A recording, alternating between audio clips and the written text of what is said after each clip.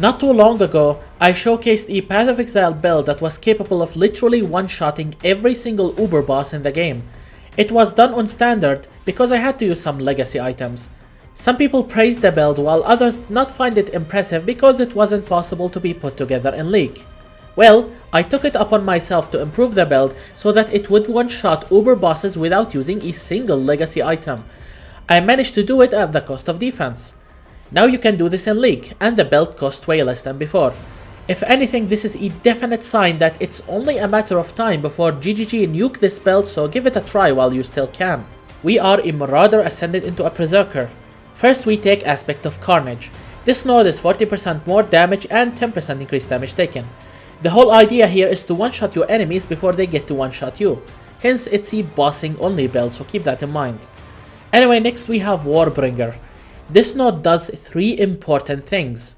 1. It allows our war cries to generate rage based on their power.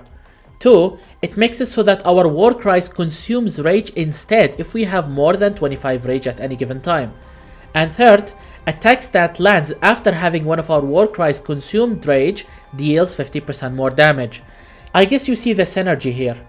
We war cry to generate rage, then we wait a bit, then we war cry again to get a massive damage boost on our one shot. Next we have Crave the Slaughter.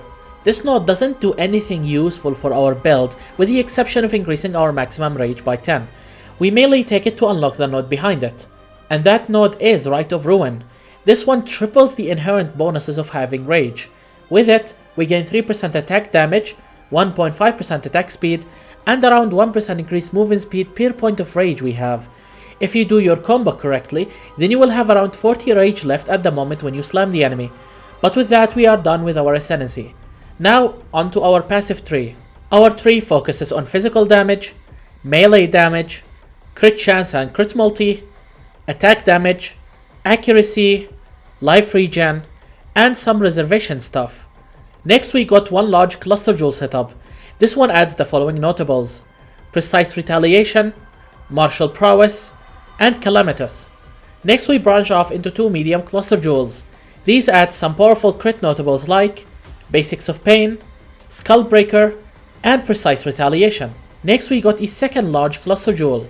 This one adds the following notables: Precise Retaliation and Calamitous.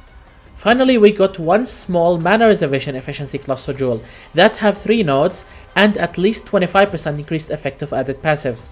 This one adds Spiteful Presence node, which greatly reduces hatred mana reservation.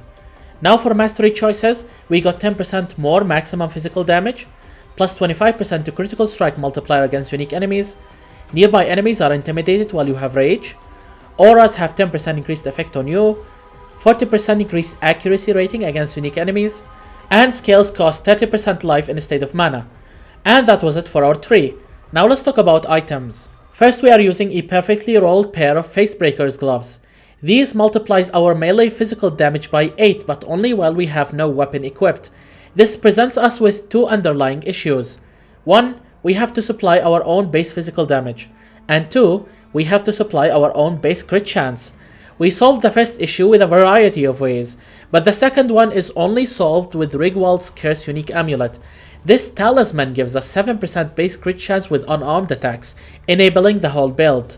We really don't care about everything else written on it. Just make sure to anoint this amulet with Whispers of Doom, as we are applying 2 curses in this build. Next we have Abysses, one of Path of Exile's strongest offense only items. Usually using this helm is optional, but not in this build, as we really need the base physical damage it provides. Your helm must be enchanted with Skitterbots have 45% increased mana reservation efficiency, as we are running a 3-link Skitterbot setup in this build. Our next item is Red Blade Banner Unique Shield. Remember what I said about our Ascendancy allowing Warcries to generate rage based on their power? Well, this shield gives Warcries infinite power, which means that we get to generate our maximum number of rage whenever we Warcry while below 25 rage. Otherwise we gain 50% more damage as stated before. Our next item is Warden's Brand Iron Ring, preferably with Hatred have 20% increased effect corruption. This ring gives us lots of base physical damage to work with, and that's the number 1 thing we need in this build. While best in slot, we can't really afford using 2 of it due to its attack speed penalty. Instead we got a rare tier ring with tier 1 physical damage, crit multi, and life with some resistances. Next we have Rislatha's Coil unique build. This one increases our maximum achievable physical damage and reduces our minimum one. On paper, someone might think that a mirror tier belt is better than this one, but remember that you are increasing a high number and reducing an already low one. This results in like a third more damage, making this belt best in slot. Next we got Replica Lore Weave. We use this one for its massive crit chance and flat fizz bonuses. You can use the regular version of Lore Weave as it has the same amount of physical damage, but you will have to crit cap yourself somehow. Also, defenses aren't really that important in this belt, so whatever one you use doesn't really matter. Last but not least, we got a rare pair of boots with movement speed, life, and resistances. It also have physical damage gained as Cold Eldritch implicit alongside 10% elemental penetration lab enchant. And that was it for our items. Now let's talk about gems that goes inside of them. For our main 6 link we have Ice Crash, Awakened Melee Physical Damage, Awakened Elemental Focus, Anomalous Fist of War, Divergent Ruthless, and Divergent Pulverize. Make sure to get the support gems I mentioned with their correct ult quality, as they provide a lot of damage for the build. Next we got our main aura setup. It starts with Hatred, Precision, Herald of Purity, and level 4 Enlighten. We continue with another 4-link reservation setup.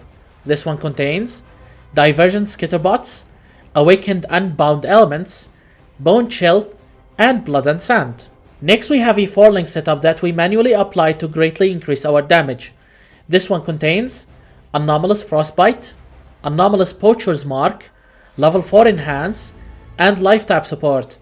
Last but not least we got another damage support setup. It's a 3-link and it contains Berserk, Intimidating Cry, and Ancestral War Chief.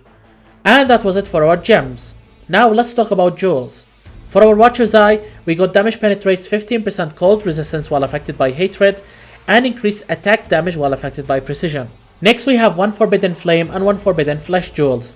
Both of these must mention Tawa Forest Strength Chieftain Ascendancy node. This node will cause our slams to spawn a Mirage Warrior that will repeat the slam 1 additional time. The Mirage slam damage is impossible to calculate due to us not knowing what buffs affects it and what doesn't. Although I know for a fact that it deals much less damage than us. A lot less damage. Anyway, any remaining jewel socket you have left must be filled with either a normal rare jewel like this one, which has a lot of crit multi, or an abyss jewel with added flat physical damage to attacks. Alright, now here comes the most important section of the video. Combo steps. Simply running to a boss and hitting them isn't gonna do anything. First we need to prepare a ruthless hit by attacking the ground twice.